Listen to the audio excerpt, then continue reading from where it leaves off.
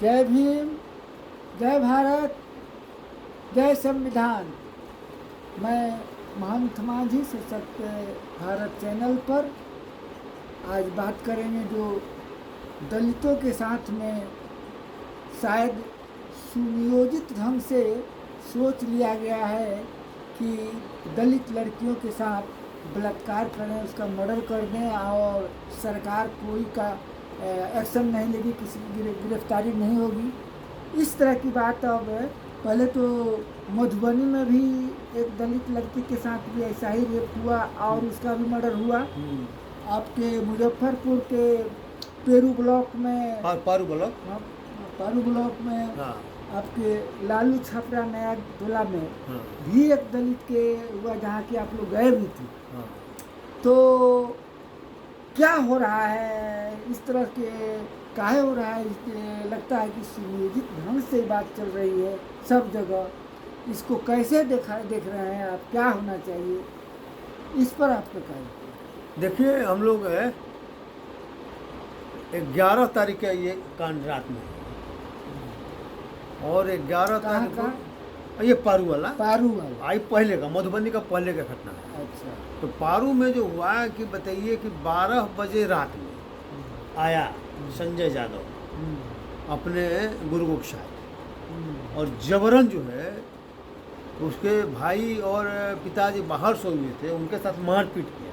अच्छा। और घर में घुस गया और कहा कि इसको उठा कर ले जाने लगा, कहा कि इसको भेजो मेरे साथ। और नहीं गया तो मतलब समझिए कि चाकू के बल पर, रिवॉल्वर के बल पर, हथियार के बल पर उसको ज़बरदस्ती उठा के ले गया और बाहर मोटरसाइकिल लगा कर उसको ले गया। ठीक है। और सुबह में मान लीजिए कि उसका छत बिछत लाश जो है ना वो मिला, उसका अस्तन मान लीजिए कटा हुआ मिला, उसके प्राइवेट पार्ट में मान लीजिए इस तरह से मान लीजिए हुआ, इस तरह से मान लीजिए कांड हुआ। उसको माँ ने जो बताया उसको पहले जो है 2-3 रोज पहले भी उसने कहा था कि अपनी बेटी को हमारे यहाँ भेज दो, हम तो शादी करेंगे, हम रखेंगे। इनकार करने के बाद नहीं तो हम हत्या करेंगे, इसी तरह से करेंगे। ठीक है। और उसके पहले भी उसकी एक बहन, मतलब समझिए कि लड़की की बड़ी बहन और उसको बहनोई, ठीक है, उसको बहनोई और उसका मान लीजिए कि भाई का निश्चित तरह से हत्या हुआ, इसी तरह से हत्या कर दिया गया। हाँ, 3-4 साल पहले। और इसलिए कि हमको लगता है तब इसका मतलब ये हुआ कि उसकी बड़ी जो बहन थी उसके साथ मान लीजिए कि उन लोग बदमाशी करना चाह रहा होगा, ये दोनों भाई और उसका हस्बैंड विरोध किया होगा तो उसको ये लोग मार दिया होगा। लेकिन उससे मामला दब गया कि मान लीजिए कि बहुत इस तरह से बाहर बात आई नहीं और लोगों ने दबाव बना के एक तरह से उसको दबा दिया। लेकिन इस मामले में बहुजन समाज पार्टी ने तुरंत जैसे ही मालूम हुआ और बहुजन समाज पार्टी ने इस मामले को गंभीरता से ली और मान लें कि नेक्स्ट डे जो है ना 12 तारीख को ना 12-13 को हम लोग यहाँ से गए। ठीक है। अब यहाँ से टीम गई या टीम जाने के बाद जो देखा स्थिति और बड़ा आक्रोश देखा। लेकिन जो औरतों से बात हो रही थी तो उन लोगों का धंधा ये था गुंडों का जबरन मान ली कि वहाँ क्योंकि 200 घर करीब यादवों का है और 20-25-30 घर मान लिए कि चमारों का। तो चमारों के बहु बेटों का और कोई आती है कि नहीं, कम लोग है लेकिन इनका इज्जत सुरक्षित नहीं है। जबरन मान लीजिए कि घर से उठा के ले जाना और ये करना और मामले को रफा दफा करना डर से, इसलिए कि वहाँ के एक विधायक भी आरजेडी के रहे और अभी मान लो उसी गाँव का एक आदमी अभी विधानसभा का चुनाव भी लड़ा था शंकर।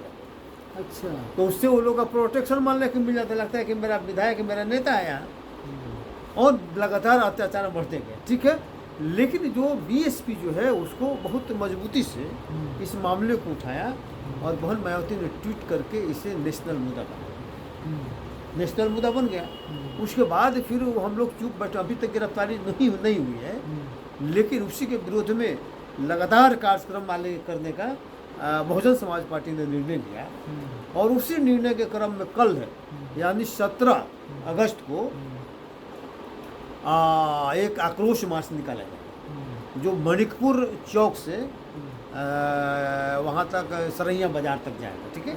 और उसके पहले वो कहेगा कि जो राज्यसभा सांसद हैं, जो यहाँ के सेंट्रल प्रभारी हैं, ये गौतम जी, समझे ना। तो वो मान लीजिए कि राज्यसभा सांसद भी है ना। तो वो आ रहे होंगे अच्छा। और वो खुद जाएंगे और उनके साथ सब लोग जाएगा, पहले पीड़ित परिवार के यहाँ जाएगा और वहाँ उनको अपना वो देखेंगे और अपना जो वक्तव्य देना होगा वहाँ देखेंगे अपना। और उसके बाद फिर लौट के आएंगे, आक्रोश मार्च निकलेगा और आक्रोश मार्च निकलेगा, उसमें हजारों की भीड़ रहेगी। तो हम लोग छोड़ने वाले नहीं हैं। उसके बाद फिर तय हुआ कि 20 तारीख जिला स्तर पर हर एक जिला मुख्यालय पर धरना का कार्यक्रम होगा 20 तारीख। और इसके बाद भी जरूरत पड़े तो आगे भी राज्य स्तरीय धरना कार्यक्रम का आयोजन होगा, ठीक है। तो इस मुद्दे को हम लोग छोड़ने वाले नहीं है। और ये चूंकि राजनीतिक मुद्दा नहीं है, ये चूंकि सामाजिक मुद्दा है। और आए दिन हम लोगों ने देखा कि मसौढ़ी में भी एक लड़की को पढ़ने जा रही थी, उसके गोली मार दिया, पासवान की लड़की थी। तो ये मान वहाँ यादव में था। अब ऐसा मान लीजिए संयोग हो रहा है कि यादव लगता है कि शेड्यूल कास्ट के नेस्तनाबूद करने पर मान लेके पड़ गए हैं। ये तो अच्छा नहीं लगता कि किसी जाति को इंगित किया जाए, लेकिन दुर्भाग्य कहिए चाहे संयोग कहिए, जो भी मान ले कि इस तरह घटना घट रही है यादवों के द्वारा ही हो रहा है और दलितों के साथ ही हो रहा है। ये सबसे बड़ा ऐसी बात है। तो ये लड़ाई तो आगे बढ़ेगी, लेकिन नहीं, और इसको हम लोग राजनीतिक रूप में नहीं लेते हैं। ये क्योंकि सामाजिक लड़ाई है और इस सामाजिक लड़ाई को बीएसपी ने अपने हाथों में लिया है। और इसी के माध्यम से हम चाहेंगे कि सभी दलित वर्ग के लोग पार्टी और पौवा या राजनीतिक से संगठन से ऊपर हटके इस लड़ाई में साथ दे और ताकि बहु बेटियों की इज्जत सुरक्षित रह सके। तो ये मान लीजिए कि कार्यक्रम का घोषणा मान लीजिए है। तो कल 11 बजे से मान लीजिए कार्यक्रम है, वहाँ 11 बजे से मार्च होगा, आक्रोश मार्च निकलेगा। तो यही मान लीजिए कार्यक्रम है। और बहुजन समाज पार्टी हमको लगता है कि अभी छोड़ने वाली नहीं है और इस लड़ाई को अंतिम मुकाम तक हाँ पहुँचाया जाएगा, ताकि भविष्य में किसी को हिम्मत नहीं, ताकि ऐसा स्थिति क्रिएट कर देना है कि ताकि भविष्य में दलित वर्ग के किसी बच्चियों के साथ मान लीजिए इस तरह से हरकत करने का सोचेगा नहीं। अगर मान लीजिए कि सोचा अगर सरकार नहीं कुछ कर पाई तो हो सकता है कि समाज उस रास्ते पर भी मान लीजिए जा सकता है, ताकि ऐसे लोगों को सबक सिखाया जा सके, ठीक है।